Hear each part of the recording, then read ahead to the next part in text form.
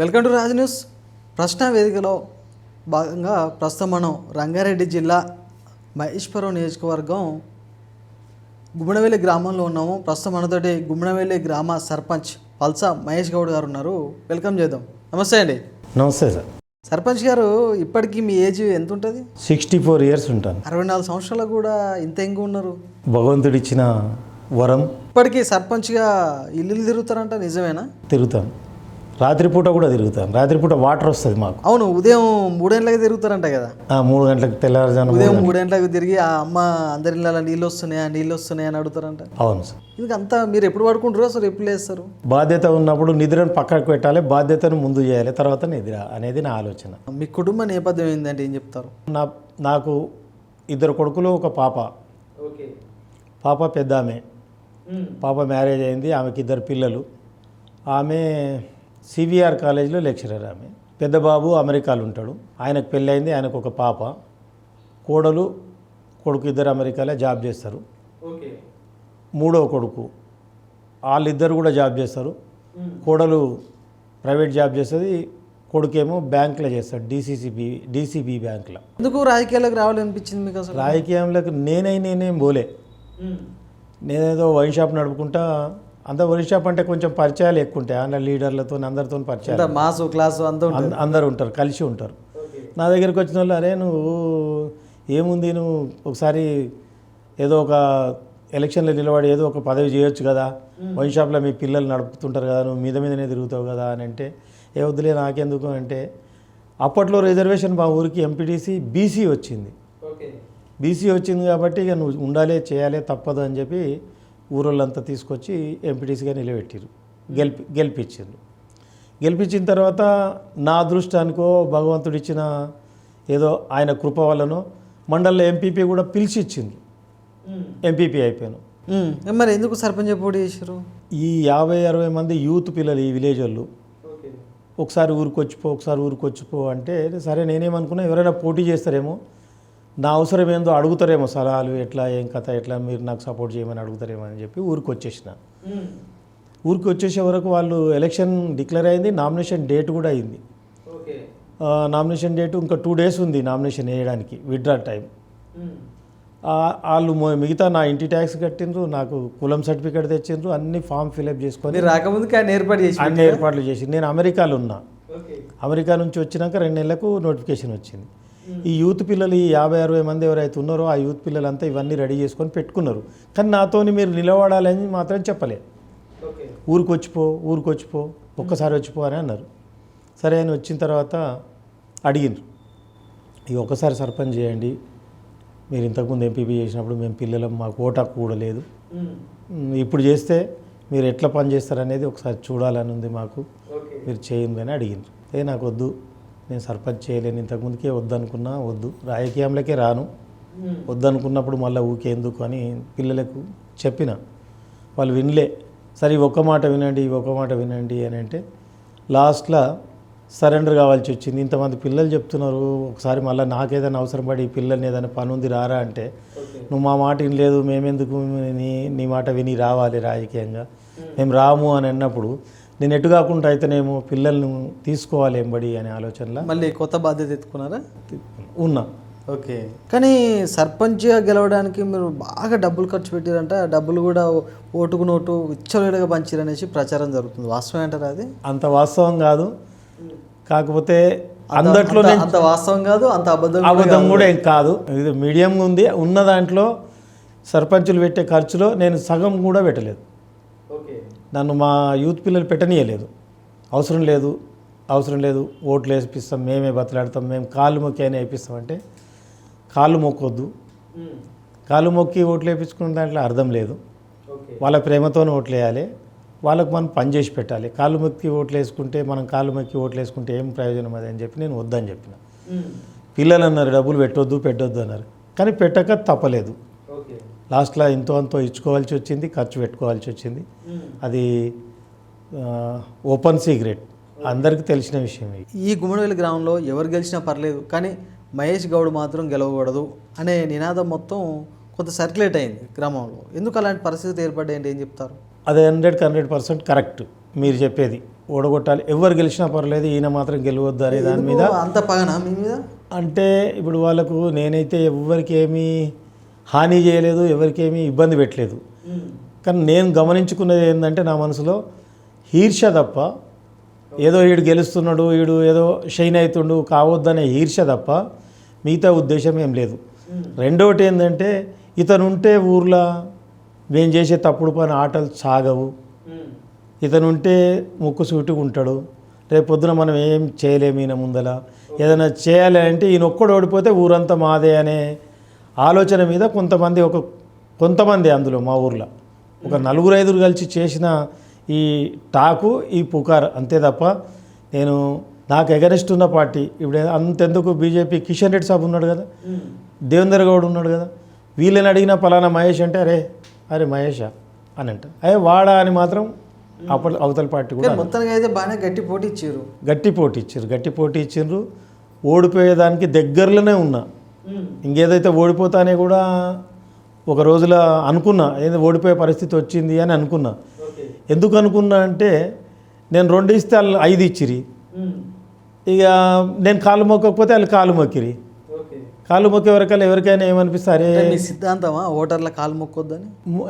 ఓటర్ల కాలు మొక్కడం కరెక్ట్ అయిన పద్ధతి కాదు.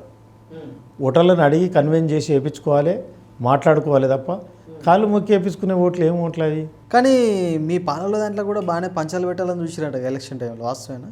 కరెక్టే, పంచాయతీ పెట్టాలని చూసి చాలా ప్రయత్నం చేసిరు ఓడగొట్టడానికి. అయితే ఎవరైనా ఓడగొట్టడానికి ఒక ప్రయత్నం 2 ప్రయత్నాలు చేశారు, కానీ 100 ప్రయత్నాలు కూడా చేసిరు, అన్ని విధాలే చేసిండ్రు, అయినా సఫలమైనరు. వాళ్ళు ఎందుకు సఫలమైనరు అంటే ప్రజలు నా పక్షాన ఉన్నారు. ఇంకొకటి మా ఊర్లో ఉన్న లేడీ ఓటర్స్ మాత్రం 100% నాకు సపోర్ట్ చేసిండ్రు.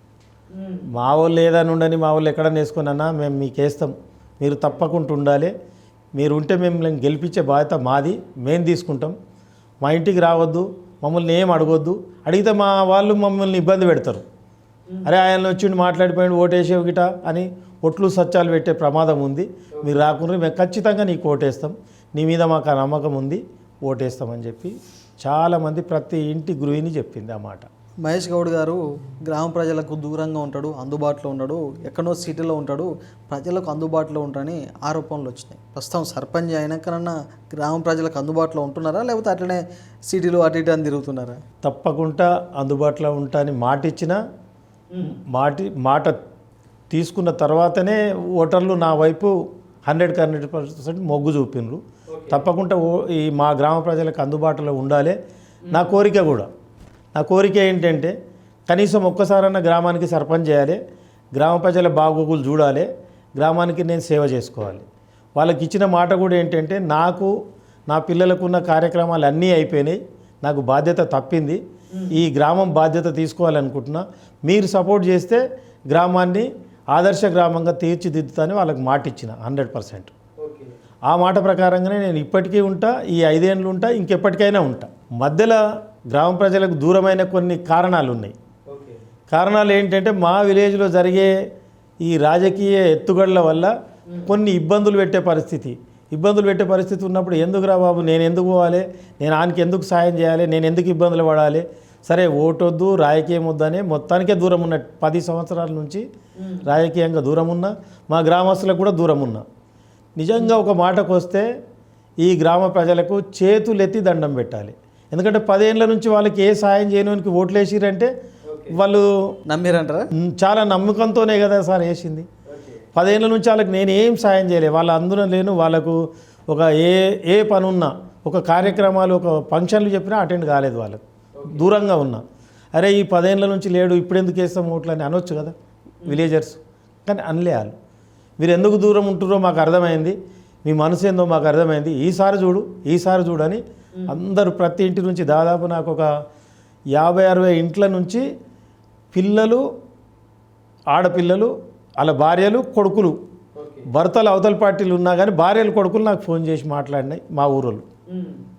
వాళ్ళ మాట పట్టుకునే నేను రాజకీయంలోకి వచ్చిన. కానీ ఉన్నట్టుండి ఒకసారిగా సబితేందర్ రెడ్డి గారితో బీఆర్ఎస్ పార్టీలోకి వెళ్ళడానికి గల కారణాలు ఏంటంటే ఏం చెప్తారు? కష్టపడి కాంగ్రెస్ పార్టీలో ప్రతి కార్యకర్త ప్రతి ఇల్లు తిరిగి కష్టపడి మా ఎలక్షన్ కంటే ఆమె ఎలక్షన్కి ఎక్కువ కష్టపడ్డాం. పార్టీలో ఆమెను గెలిపించుకున్న తర్వాత పిలిచి మీటింగ్ పెట్టి నేను బీఆర్ఎస్లోకి పోతున్నా అని సబితాయింద్ర రెడ్డి గారు చెప్పిండ్రు. మేమేం చేయాలి సార్, మాకు ఆలోచన ఏం చేయాలి? వద్దనడానికి మా చేతిలో అధికారం ఏం లేదు అని ఆమెకి ఇచ్చినాం కదా, ఓట్లేసి గెలిపించినాం కదా, ఆమెకి ఇచ్చినాం కదా. మరి పోవద్దు అని నేను ఒక్కరినంటే ఆగరు కదా.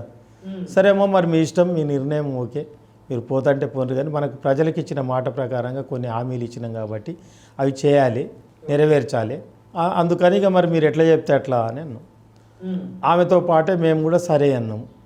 టీఆర్ఎస్లకు 5 ఏళ్ళు అంటే మేము కనీసం 3 ఏళ్ళే ఉన్నాం ఎంబడి, చూసినాం, మాకు నచ్చలేదు, మేము మానుకున్నాం. ఇక మళ్ళీ కంబ్యాక్ ఇప్పుడు కాంగ్రెస్ పార్టీకి వచ్చి యాక్టివ్గా ఉన్నంతగా మీరు బీఆర్ఎస్ పార్టీలో ఉన్నప్పుడు ఎక్కడ కూడా యాక్టివ్ కనపడలేదు. యాక్టివ్గా లేను, నిజమే యాక్టివ్గా లేను. ఎందుకంటే నాకు నచ్చలేదు పార్టీలో నాకు ఇచ్చిన స్థానం, నాకు ఇచ్చిన గౌరవం నాకు నచ్చలేదు. నచ్చక పార్టీకి దూరంగా ఉన్నా. పార్టీకి పనిచేసేటోళ్లకు పార్టీ లీడరు గౌరవం ఇవ్వాలి, పార్టీకి ఎవరు పనిచేస్తారో గమనించాలి. అది పార్టీ నాయకుని లక్ష్యం. అదే దొంగలకేమో ప్రథమ స్థానం అయింది, అసలైన వర్కర్లకు తృతీయ పంచమ స్థానం అయింది. వెనకాల ఐదో కుర్చీలో కూర్చోరా బాబు అనే కాడికి వచ్చి ఇప్పుడు తిరిగి సొంత కుటుంబానికి వచ్చినాక ప్రశాంతంగా ఉందా? వచ్చినాం. ఇందులో మేమే కదా. ఇప్పుడు కాంగ్రెస్లో ఎట్లుంటుంది అంటే అందరితో కొట్లాడవచ్చు, అన్నీ మాట్లాడవచ్చు. ఇది ఒక స్వతంత్ర పార్టీ. మంత్రి ఉన్నా మంత్రి ముందర కూర్చొని ఏం సార్ మీరు నాకేం చేయలేదు, మా ఊరికి ఏం చేయలేదని అడగొచ్చు. మిగతా పార్టీలో ఇంత స్వతంత్రం ఉండదు. అదేవిధంగా దివంగత మాజీ ముఖ్యమంత్రి వైఎస్ రాజశేఖర రెడ్డి గారు, ఆయనకు మీకు మంచి అనుబంధం, స్నేహపూర్వమైన సన్నిహితం ఉండేదని విన్నాము. ప్రస్తుతం ఆయన ఉంటే మీ భవిష్యత్తు ఏ విధంగా ఉండేదంటే ఏం చెప్తారు? చాలా బాధాకరమైన విషయం ఏంటంటే నాకు రాజశేఖర రెడ్డి గారు సెకండ్ టైం ముఖ్యమంత్రి గెలిచిన తర్వాత నేను కలవడానికి పోయినప్పుడు నీ బయోడేటా పంపండి, ఏదో నామినేట్ ఇవ్వాలని అనుకున్నాము, ఎందులో ఒక దాంట్లో నీకు వేస్తా, ఈ బయోడేటా ఇవ్వండి అని అన్నాను. నేను బయోడేటా రెడీ చేసుకొని అంత తయారు చేసుకునే లోపే పాపం దేవుడు రాజశేఖర రెడ్డి గారు బయోడేటా ఇచ్చిన 9 రోజులకు 10 రోజులకు 9 రోజులకు 10 రోజులకు ఇచ్చి ఆయన 10 రోజులైంది కరెక్ట్గా. ఇచ్చిన 10 రోజులకే తన భగవంతుడు తనను దూరం చేసిండు. కానీ వైఎస్ఆర్ గారు అప్పటికి మీకు గౌడ కార్పొరేషన్ చైర్మన్ ఇస్తాడు, అదేవిధంగా అటవీ శాఖ కార్పొరేషన్ కూడా ఇస్తాడు. ఎందుకు ఈ శాఖలను మీరు తిరస్కరించారంటే ఏం చెప్తారు? గౌడ శాఖ అంటే తను చెప్పిండు గౌడ శాఖ బాగుంటుంది తీసుకో అంటే నేనైతే కులానికి పరిమితం కావాలి అనే ఆలోచన నాకు లేదన్నా. ఏదన్నా వేరేది ఏది ఇచ్చినా కార్పొరేషన్ తీసుకుంటా, కానీ ఈ గౌడది వద్దన్నా, మా కులానికి ఒక్కదానికే పరిమితం అవుతా. నేను పబ్లిక్లో ఉండాలి, బడుగు బలైన వర్గాలకు అందరికీ కూడా నేను పబ్లిక్లో ఉండాలి కాబట్టి గౌడ కులాన్ని నేను ఇంట్రెస్ట్ చేయను. వైఎస్ఆర్ గారి ఆశీస్సులు తీసుకున్న వాళ్ళు, రాజకీయంగా వారి దీవెనలు పొందిన వాళ్ళు ఇప్పటికీ ఏదో ఒక మంచి స్థాయిలో ఉన్నారు. ఎమ్మెల్యే స్థాయి కావచ్చు, మంత్రి స్థాయి కావచ్చు, ఇతర స్థాయిలు. కానీ మీరు ఎందుకు ఇంకా సర్పంచ్ మాత్రమే మిగిలిపోయారు? నాకు అప్పుడు తను నాపై నన్ను ఏదో చేయాలనే ఆలోచన ఆయనకు వచ్చేలోపే ఆయన పోయింది కాబట్టి నేను పైకి ఎక్కడికి పోలేకపోయినా. నాకంటే ముందు పైకి పోయిన వాళ్ళంతా ఇప్పుడు చెవెల్ ఎమ్మెల్యే కాళయాదయ్య నేను ఒకటే బ్యాచ్, గడ్డం ప్రసాద్ కుమార్ నేను ఒకటే బ్యాచ్, నేను ఎంపీపీ ఆయన ఎంపీపీ, అందరు క్లోజ్ ఫ్రెండ్స్మే. వాళ్ళు ఎక్కడున్నారు, నేను ఇక్కడ ఉన్నా. కానీ అది వాళ్ళ అదృష్టం, ఇది నా అదృష్టం. అది ఒకటే అనుకున్న ఏంటంటే నాకు లోటు ఏంటంటే రాజశేఖర రెడ్డి గారు లేని లోటు నాకు ఎక్కువ బాధ కలిగించిన విషయం. కానీ ఆ సమయంలో అది ఇంకా బాధ. ఒక 10 రోజులు అయితే 10 రోజులు అయితే నాకు పదవి వచ్చేది, కార్పొరేషన్ చైర్మన్ వచ్చేది, వెనకాల 2 గన్మెన్లు ఉండేది, ఒక హోదా ఉండేది. తనకు పర్సనల్ పిఏ ఒక ఆయన మధుసూదన్ రెడ్డి అని ఉంటాడు. మధు ఈ మహేష్ బయోడేటా తీసుకో, మన ఇప్పుడు ఈ మధ్యలో కూడా రేవంత్ రెడ్డి గారి దగ్గర కలెక్టర్ ఉన్నాడు ఒక ఆయన, ఏదో పేరుంది అంత గుర్తొస్తలేదు. ఆయనకు చెప్పమని చెప్పిండు. చెప్పి బయోడేటా పంపించి ఆర్డర్ పిఏ ఉండేది. కరెక్ట్ 10 డేస్కు నేను ఇచ్చిన 10 రోజుల కరెక్ట్ 10 రోజుల నాడే మరణ వార్త విన్నా. 8వ తారీఖు అనుకుంటా, జూన్ 8ో జూలై 8కో. నేను ఇచ్చింది జూన్ 28కో 29కో ఇచ్చిన, ఆయన 8వ తారీఖు ఏమో చనిపోయాడు, 6వ తారీఖు 8వ తారీఖు. ఇప్పటికీ వైఎస్ఆర్ గారి వర్ధంతి కానీ జయంతి కానీ వస్తే మీకు బాధ అనిపిస్తుంది? చాలా బాధ అనిపిస్తుంది. ఇక ఆ రోజు కొంచెం అంతా మనసంతా ఏదో రకంగా ఫీలింగ్లు ఉంటాము. ప్రస్తుత కేంద్ర మంత్రి కిషన్ రెడ్డి గారు గతంలో మీ గుమ్మడివెల్లి గ్రామాన్ని దత్తత తీసుకున్నారు. మీ గ్రామానికి అయినటువంటి సేవా కార్యక్రమాలు సహాయ సహకారాలు అందించారంటే ఏం చెప్తారు? మా దగ్గర తన దత్తత గ్రామం అనే మిగిలిపోయింది, కానీ ఆయన మిగతా కార్యక్రమాలు ఎక్కడ కూడా ఏం చేయలేదు. ఒకవేళ చేసినట్టుంటే జనాలు కనీసం మా ఊర్లో జనాలు, నేను చెప్పకపోయినా నేను ప్రతిపక్షంగా అపోజిషన్ పార్టీగా నేను నచ్చక చెప్పలేదు అనుకోవడానికి ఆస్కారం లేదు. చేస్తే చేసిన వాళ్ళని చేసినామనే పొగుడుతాం. ఆయన చేస్తే ఆయన సర్పంచే గెలుస్తాడు, మొన్న కూడా నిలబడ్డాడు. ఆయన చేయలేదు కాబట్టి నాకు అవకాశం ఇచ్చారు కదా జనాలు. మీ గ్రామంలో సాగునీరు కావచ్చు, త్రాగునీరు కావచ్చు, ఏ విధంగా ఉందంటే ఏం చెప్తారు? సాగునీరు మాకేం ప్రాజెక్టులు లేవు, ఎవరి వాళ్ళకే బోర్వెల్స్ సొంతంగా చేసుకున్నారు. మిడిల్ ఉంటుంది, మధ్యవర్తిగా, అంత లేదన్నట్లేదు, అంత బాగున్నది అన్నట్లేదు, మిడిల్గా ఉంటుంది.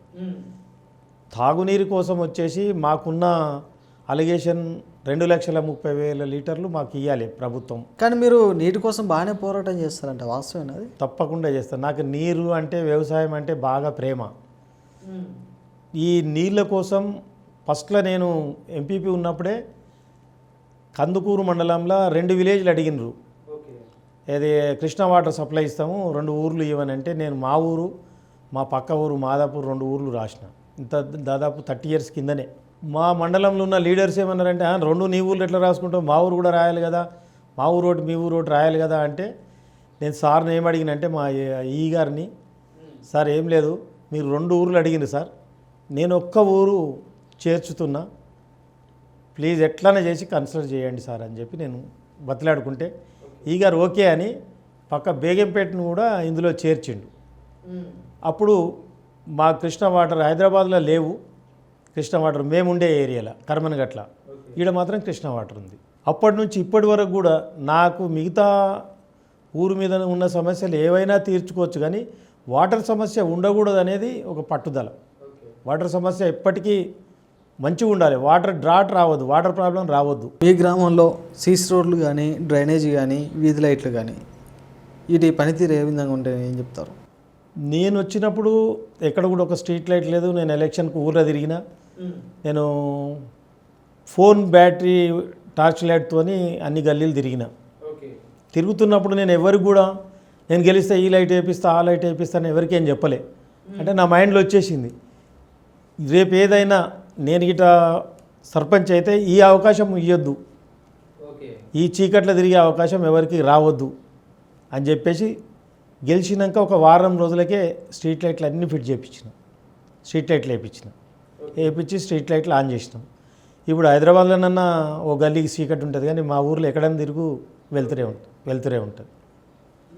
అది కేఎల్ఆర్ గారి సహకారం తీసుకొని, కేఎల్ఆర్ గారి సహకారంతోనే ఈ స్ట్రీట్ లైట్లు అన్నీ ఫిట్ చేయించినాం. మీ గ్రామం ఫ్యూచర్ సిటీ వల్ల ఏ విధంగా అభివృద్ధి చెందుతుంది అంటే ఏం చెప్తారు? నాకు 100% నమ్మకం ఏముంది అంటే, ఫ్యూచర్ సిటీ వల్ల మా ఊరికి నిధులు ఎక్కువ వస్తాయి, అభివృద్ధి చెందుతుంది.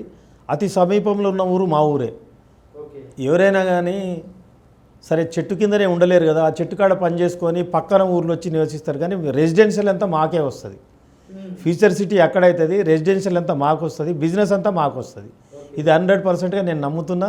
ప్రభుత్వం ఆలోచన కూడా అదే విధంగా ఉంది. ఒక సర్పంచ్గా మార్కేసుకోబోతారా? తప్పకుండా ఇది నాకున్న పట్టుదల కూడా నేను సాధిస్తా. నేను ప్రభుత్వంతో కొట్లాడి కూడా మా ఊరికి ఇవి కావాలి అవి కావాలని సాధిస్తా. ఫ్యూచర్ సిటీలో వచ్చే ఫండ్స్ రేపు ఇప్పుడు FCDI future city development authority అనే బిల్డింగ్ ఒకటి ఇక్కడ సీఎం గారు ఓపెన్ చేసినారు. రేపు వచ్చే అమౌంట్ కూడా ఈ FCDIకి వచ్చే అథారిటీకి వచ్చే ఫండ్స్ కూడా ఈ ఏరియాలనే ఖర్చు పెట్టాలనేది ప్రభుత్వ నిర్ణయం. అన్నప్పుడు డబ్బులు ఎట్లాగో డెవలప్మెంట్కి డబ్బులు వస్తాయి అనేది నా నమ్మకం. ఫ్యూచర్ సిటీ నుంచి వచ్చే ఫండ్స్ కావచ్చు, ఇటు సెంట్రల్ గవర్నమెంట్ కావచ్చు, స్టేట్ గవర్నమెంట్ కావచ్చు, ఆల్ ఓవర్గా ఇప్పటివరకు మీ గ్రామానికి ఎన్ని నిధులు వచ్చినాయంటే ఏం చెప్తారు? 15 లక్షలు 15th ఫైనాన్స్ వచ్చినాయి. స్టేట్ ఫైనాన్సింగ్ ఇవ్వలేదు, స్టేట్ గవర్నమెంట్ ఏమి ఇవ్వలేదు, ఇస్తామని అన్నారు. గవర్నమెంటే మా గవర్నమెంట్ ఇంక ఇవ్వలేదు. మ్యాచింగ్ గ్రాంట్ ప్రకారంగా వీళ్ళు కూడా ఇప్పుడు జమ చేస్తే 16th ఫైనాన్స్ అని చెప్పి మన స్టేట్ గవర్నమెంట్ కూడా డబ్బులు ఇస్తుందంట. ఈ మధ్యనే మాకు DPO గారు ఫోన్ చేసినారు, మీ కరెంట్ బిల్లులన్నీ పే చేయండి, పే చేస్తే డ్యూ లేకుంటుంటే డబ్బులు వస్తాయి, ఉన్న అమౌంట్ కూడా ఖర్చు పెట్టుంది, మీ గ్రామ పంచాయతీ అకౌంట్లో డబ్బులు డిపాజిట్ ఉంటే డబ్బులు రావడానికి ఇబ్బంది అవుతుంది. ఖర్చు పెడుతున్నామని ఖర్చు పెడుతున్నాం. CC రోడ్లు చేయించినాం, మంచినీళ్ళ కోసం ఖర్చు పెడుతున్నాం. ఇక్కడ మొత్తం మీద ఖర్చు ఇంతకుముందు నేను ఏ పని ఉప సర్పంచ్ ఉన్నప్పుడు చేసిన పనులే ఇప్పుడు ఉన్నాయి. గ్రామ పంచాయతీ బిల్డింగ్ లేదు మా దగ్గర. ఇప్పుడు మా హాల్ ఎంత ఉందో గంతనే ఉంటుంది గ్రామ పంచాయతీ బిల్డింగ్. మీ సొంత నిధులు ఏమైనా ఖర్చు పెడుతున్నారు గ్రామానికి? సొంత నిధులు ఇప్పుడు సొంత నిధులే కదా, ఇప్పుడు ఖర్చు పెట్టేవి సొంత నిధులే. అవి బిల్లు వచ్చినాడు ఎప్పుడో చూద్దాం, కానీ ఇప్పుడైతే సొంతంగానే వచ్చినాక మీరే తీసుకుంటారు కదా. మేము తీసుకుంటాం కానీ ఎప్పుడు వస్తాయి. ఇప్పుడు 23లో చేసిన వాళ్ళకి బిల్ లేదు ఇప్పటి వరకు గవర్నమెంట్ దగ్గర. 22లో చేసిన వాళ్ళకి బిల్ లేదు. అట్లాగే మొన్న వచ్చిన నిధులు కూడా సెంట్రల్ గవర్నమెంట్ నిధులన్నీ వచ్చినాయి మాకు, టోటల్గా డ్యూ లేకుండా వచ్చినాయి. మ్యాచింగ్ గ్రాంట్ రాలేదు. మ్యాచింగ్ అంటే స్టేట్ గవర్నమెంట్ మ్యాచ్ చేసి ఇవ్వాలి కదా డబ్బులు, అవి రాలేదు. అవి కూడా అతి తొందరగా వస్తాయని చెప్పినారు. మీ నియోజకవర్గ ఎమ్మెల్యే సబితన్ రెడ్డి గారి సహకారం మీ గ్రామానికి ఉందా అంటే ఏం చెప్తారు? నేను తప్పకుండా తీసుకుంటా, ఆమె సహకారం తీసుకుంటా. ఆమె మీద కొట్లాడి కూడా నేను ఆమె సహకారం తీసుకొని మా అభివృద్ధికి నేను ఆమెను ఫండ్స్ తెచ్చుకుంటా. ఆమెను తీసుకురించే కదా మీరు కాంగ్రెస్ పార్టీలోకి వచ్చింది. అయినా పార్టీ వేరు, అభివృద్ధి వేరు, రాజకీయం వేరు. ఆమె కూడా మా పార్టీ ఆమెనే కదా. ఒకప్పుడు ఆమెకు ఈ పార్టీ నచ్చక ఆ పార్టీకి, నాకు ఆ పార్టీ నచ్చక ఈ పార్టీ వచ్చింది. పార్టీకి అభివృద్ధికి ఎటువంటి సంబంధాలు ఉండవు. ఓన్లీ అభివృద్ధి అంటే ఎమ్మెల్యేగా సర్పంచ్గా నా బాధ్యత నేను చేయాలి, ఎమ్మెల్యేగా ఆమె బాధ్యత ఆమె చేయాలి. నేను అంటుంటారు మీరు కాంగ్రెస్ కదా మళ్ళీ మేడం దగ్గరికి ఎట్లా పోతారంటే, ఎస్ కరెక్ట్, డెఫినెట్గా పోతా. మా ఎమ్మెల్యే కాబట్టి నేను అడిగే హక్కు నాకు ఉంది. నేను ఎట్లాగూ పోతా. ఎమ్మెల్యే నుంచి వచ్చే నిధులు ₹1 కూడా ఇడువా గ్రామానికి తెస్తా అని చెప్తా. ఎస్ఐఆర్ సర్ అయితే ఉందో ఆ అంశాన్ని ఏ విధంగా చూస్తారు? మీ గ్రామంలో సర్ ప్రక్రియ ఏ విధంగా జరుగుతుంది? గ్రామ ప్రజలకు అయితుంది, ఓటర్లకు అయితుంది, మీరు ఏ విధంగా అవగాహన కల్పిస్తున్నారంటే ఏం చెప్తారు? ఈ సర్ ప్రోగ్రామ్ అనేది ఫస్ట్లో కలెక్టర్ గారు మీటింగ్ తీసుకున్నారు మాతో, సర్పంచులతో, అందరి సర్పంచులతో. కలెక్టర్ గారు మీటింగ్ తీసుకున్నప్పుడు మాకు అర్థం కాలే. ఆ పెద్ద మీటింగ్ చాలామంది వచ్చినారు, అదేం అర్థం కాలేదు. నెక్స్ట్ ఏం చేసినారంటే ఆర్డీఓ గారు, డిపిఓ గారు మళ్ళీ మీటింగ్ పెట్టినారు మండల్ లెవెల్లో. ఆ కలెక్టరేట్లో అయిన మీటింగ్కు ఈ మీటింగ్కు అప్పుడు అర్థమైపోయింది, అరే కలెక్టరేట్లో ఇవన్నీ చెప్పినారు కదా, ఇట్లా చేయాలి కదా. సర్ ప్రోగ్రామ్ ఏంటంటే ఇప్పుడు కొంత చాలా వరకు గ్రామాలలో ఉన్నోళ్ళు చదువుకోని వాళ్ళు ఉంటారు. చదువుకోని వాళ్ళ పిల్లలు ఉంటే పట్టణంలలో ఉంటారు. వీళ్ళకి ఫామ్ నింపాలంటే కష్టమవుతుంది.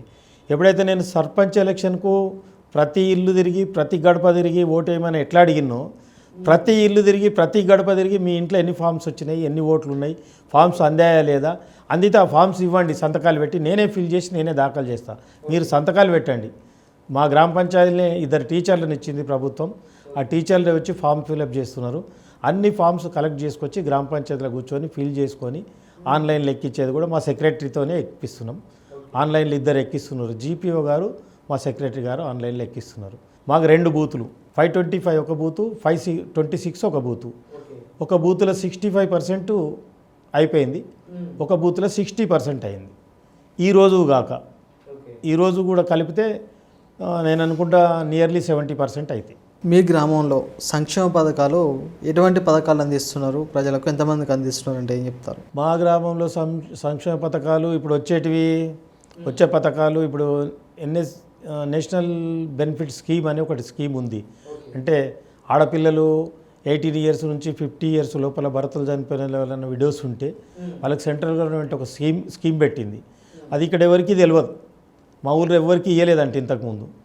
నేను ఈ మధ్యలో ఈ 2-3 ఇయర్స్ నుంచి చనిపోయిన వాళ్ళ ఆ పిల్లలది బయోడేటా తీసుకొని వాళ్ళ ఆధార్ కార్డు తీసుకొని వాళ్ళకి క్యాస్ట్ ఇన్కమ్ సర్టిఫికేట్ గిట్ట సంపాదించి ఎంపీడీఓ దగ్గర పెట్టిన ఫైల్స్ అన్నీ. ఎంపీడీఓ గారు ఏమంటున్నారంటే ఫ్యామిలీ మెంబర్ సర్టిఫికేట్ కావాలని అడుగుతున్నారు. ఏం మేడం ఇది ఇచ్చే 20,000కు ఫ్యామిలీ మెంబర్ బెనిఫిట్ సర్టిఫికేట్ కావాలంటే ఎట్లా, అది టైం పడుతుంది.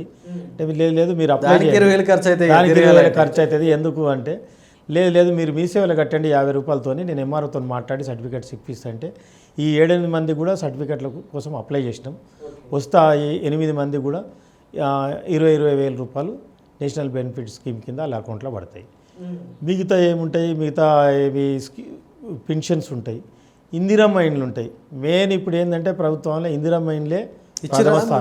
మా ఊళ్ళో 91 ఇల్లు ఇందిరమ్మ ఇల్లు సాంక్షన్ ఉంది. నిర్పేదలకు ఇచ్చారా లేకపోతే మీ కాంగ్రెస్ పార్టీ కార్యకర్తలు? అందరికి ఇచ్చినాం. బీజేపీ జెండా ఇంటి మీద ఉన్న వాళ్ళకి కూడా ఇల్లు ఇచ్చినాం, కట్టుకున్నాయి. మేము 3 కలర్స్ చేయాలని మా పార్టీ నుంచి ఒక నిబంధన ఉంది, మా ప్రభుత్వం నుంచి ఒక ఆర్డర్ ఉంది. పాత ఇందిరమ్మ ఇల్లు లెక్క 3 కలర్లు వేస్తేనే పేమెంట్ చేయాలని. వాళ్ళు వేయలేదు, వేయకపోయినా నేను పేమెంట్ ఇప్పించిన. ఇక దానికోసం అంత పట్టుబట్టేది ఏం లేదు. ఆయన మనసుకు చాలు, ఫలానా ప్రభుత్వంలో మాకు ఇల్లు ఇచ్చిందని ఆయన తన మనసుకు తెలిస్తే చాలు అనే ఉద్దేశంతో వాళ్ళకు కూడా పేమెంట్స్ ఇచ్చేసినాం. 91 ఇల్లుల దాదాపు ఇప్పుడు ఒక 40-45 ఇండ్లు అయిపోయినాయి. మిగతా అన్ని ప్రాసెస్లు ఉన్నాయి, కడుతున్నారు. మొత్తానికి అయితే ఆదర్శ గ్రామంగా తీర్చిదిద్దాలని సంకల్పం పెట్టుకున్నాం. అందుకే నిద్రపోకుండా పనిచేయాలనే ఆలోచన. ఇది నాటి ప్రశ్న వేదిక కార్యక్రమం చూస్తూనే ఉండండి రాజు న్యూస్. మరో గెస్ట్తో మళ్ళీ కలుద్దాం.